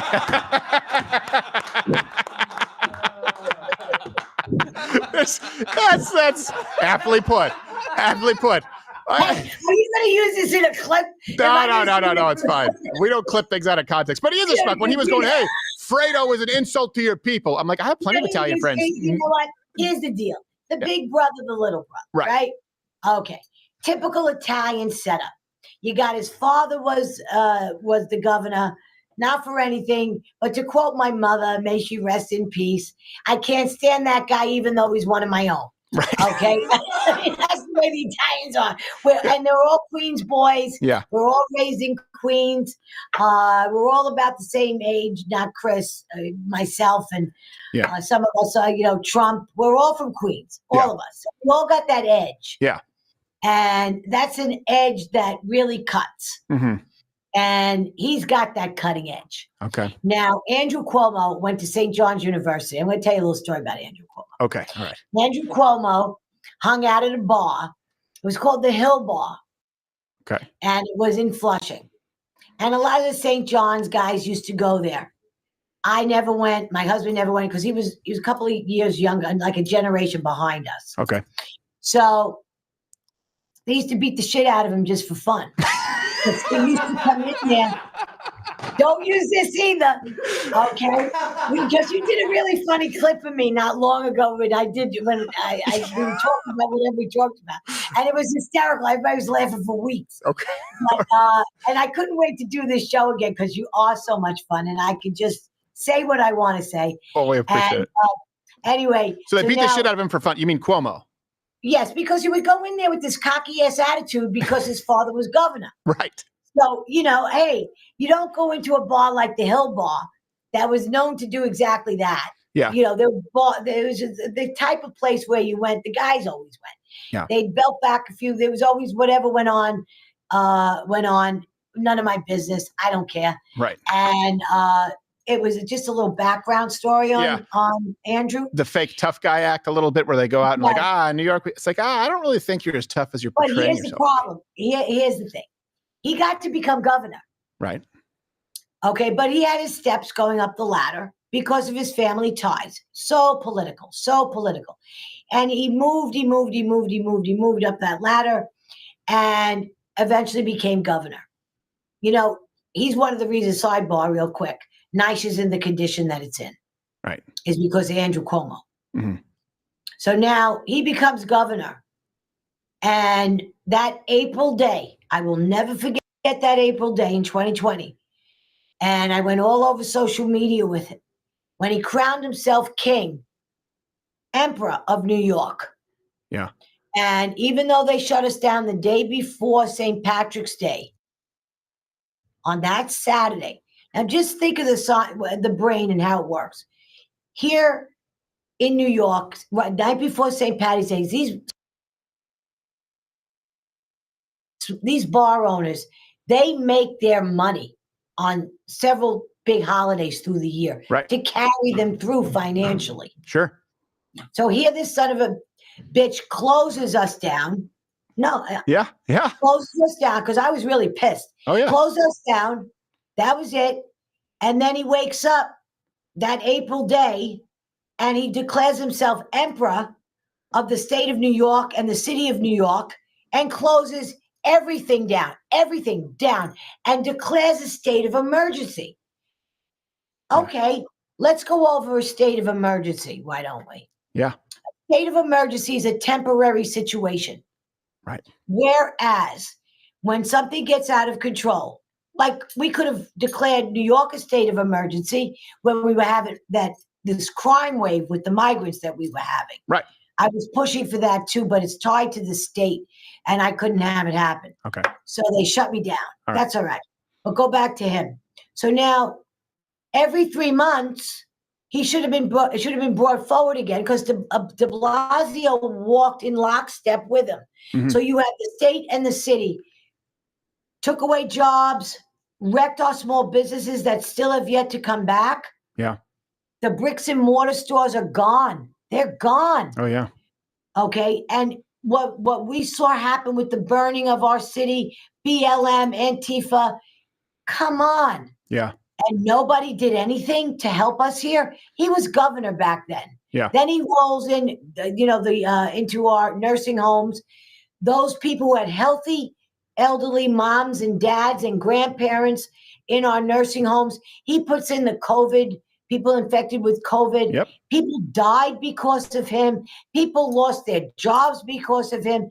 I ask you this, how well are people's memories? Yeah. That's when good. he goes to run. Yeah. How short are people's memories? So now you got him, you got Tish James, you got a lot of people who want this seat for mayor with the eventuality. Now, Hochul, I cannot stand her either. She's got to No go. surprise. Yeah. So we got 25 city race. I'm running for re-election in 25. City council entirety, 25. Yeah. State is 26. Okay. So there's major replacements that could come down the pike. Yeah. In just a few short months, I'll be campaigning like crazy because I can't be too sure. I'm 8-1. Yeah. And though I am very well respected by my Democrats here because I walk the middle line of common sense and everything, I get along so well. As much as I sound the way you know, I talk just like this to no matter No, it's New York. Yeah, I get it. And they get me. Yeah. And one thing that I promise them, my Democrat friends, is total transparency. You may like what I say and agree with me, and that's great. You may dislike what I say and disagree with me, and that's just as okay. Right. Let's try to find middle ground so that we can get District 19 to work to the best of its ability. And I've protected District 19. I've worked very, very hard to keep my district safe. Yeah. And everything my office has done in lockstep. And I've gotten along very well with the city officials. So I am worried about the mayor's race, extremely worried, because we need and Curtis Lewa, who started the Guardian Angels, he's the only Republican that's put his hat in the ring for the second time. Yeah. To run for mayor. Well, like you said, the state and the city is really run by nonprofits. And I will say this, there's unfortunately a lot of undue influence on the Republican side and the conservative side from nonprofits. Yeah. I mean, this is one of the only, you say you feel like you can say anything here. That's because this is one of the only entities that doesn't act isn't an outright nonprofit or doesn't have a sister nonprofit. A lot of conservative media companies, and it's something we've actively fought against, because if you have some key donors, guess what? You have to do the key donors bidding. Your own. Yeah. And that's what happened to a lot of, like, Fordham University is a Catholic university. St. John's Catholic University. As soon as they took $1 from the state, the, Blessed Mother was covered. Crucifixes were taken down. You just sold your soul. Catholic Charities. How do you think the migrants are getting here? Right. Now, as a city councilwoman, everybody who bangs on my door, which will start now again for the next fiscal year. Sure. My budget guy is so amazing. We look into all of the non-for-profits. Yeah. And the first thing we dig now. First year, I was a little ignorant. Second year, tinkering on ignorance. Brought in, no, really, because you got to know, you follow. Well, they do this and they've been around since 1970, whatever. They're going to help. That's what Donald Trump ran into, right? He said, I trusted some advisors who knew how this game was played. And then he found out it's not the game he wanted to play. It happens to the best of us. And now I have my budget director, who's amazing. And he says, hey, Vic, you know what? Here's the bottom line. This is what so-and-so gets paid at the head. And this is where the money's going. Because I've always been, whether I was an elected official or not, I wanted to know. And now our budget is well over $107 billion a year. $107 billion. Wow. Are you friggin' kidding me? Where is this money going? No, where is the money? Yeah, no, you're absolutely. Make it down for me. So now this go around in 25 into the 26, we did 25. 26 fiscal year is going into play. It's going to start right away now. This is going to change as far as I go.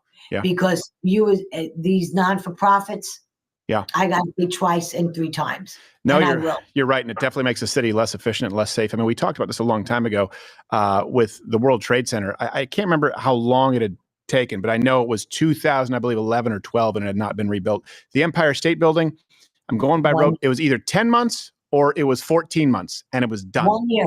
It was 1 year. Yeah. 1 year. Yeah. It was 1 year. How long has it taken to build that second subway line in the on the east side? It's since the 70s. 2 decades or more. I can't get an extension on a school built. Right. That doesn't take. I'll talk to you another day about what my plans are for this. Okay. Okay. Yeah, I want to hear that. But I can't get a school, annex built on a school.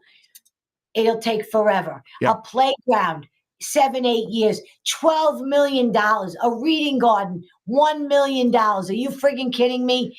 I used to be in landscaping. A reading garden? A reading garden outside of a school. I fully funded it. $500,000. Okay.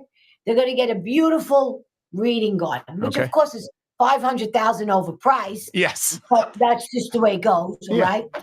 But the school is great. They needed their reading garden. Okay. Yeah. So I fund it. Okay. They come back the following year because I ask all my principals, keep track of your money. Yeah. I want to know about the money.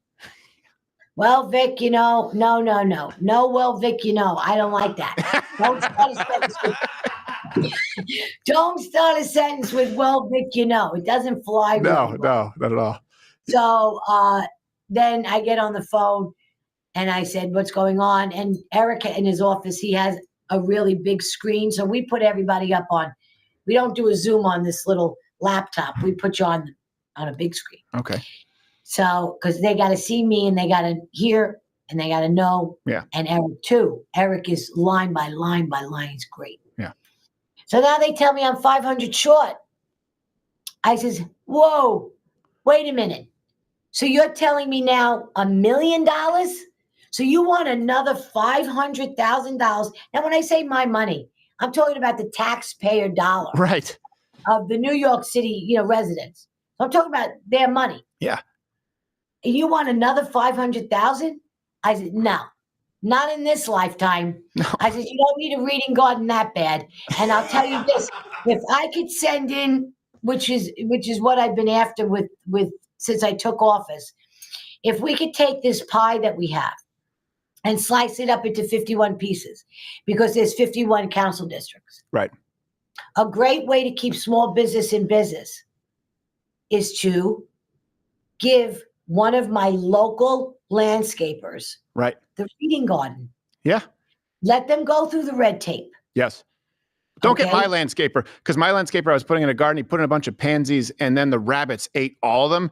And he came back and he's like, well, I don't, they looked nice, but I didn't know. He was like, oh yeah. I'm like, how did you, there's literally dozens of rabbits around it the whole time. You clearly knew there were going to be rabbits. So don't go with my landscaper is my only point. No, I'll use my landscaper. Okay, good. My landscaper is great. Yeah. So what I'm saying is, if they want, because they worry about graft, are they kidding me? Really, with this corruption, you're going to worry?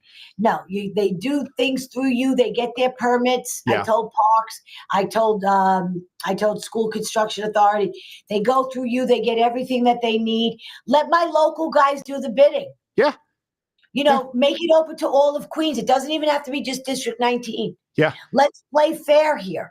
I know. What's so funny is in every Disney film, we talk about this a lot. And in the media, it's the evil corporate, right? The oil baron, the businessman. I'm going, well, hold on a second. Why all of a sudden, when people are not beholden to providing some kind of a commodity, goods or services to people who actually willingly buy them, why all of a sudden, when it's through mandate, when they go to government, we believe they're inherently altruistic? At least there's some kind of guardrail in accountability. I mean, if you have a contract with local landscapers, you make sure the contract includes accountability so that, I don't know if they put something there where some kid impales himself on some petunia, I have no idea. Of course, then the guy's liable. It's not that complicated. Before I was this, as I owned a landscaping company with my husband. Okay. So when I first took office, and then I went into manufacturing with my sister Joanne, and that's when I retired until I got elected, and I unretired. But as it went,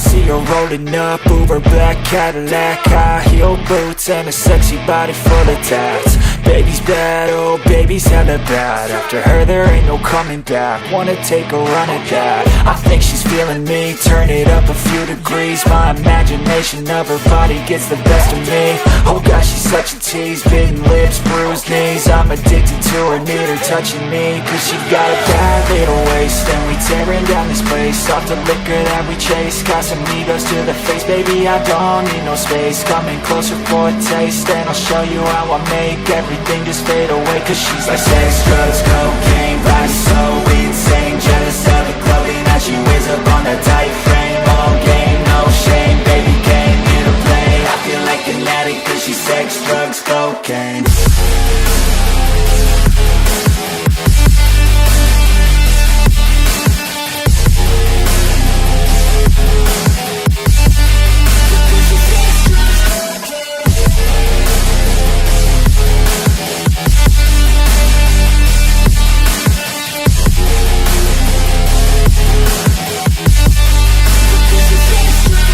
Got a fine little body and her mind's kinda naughty.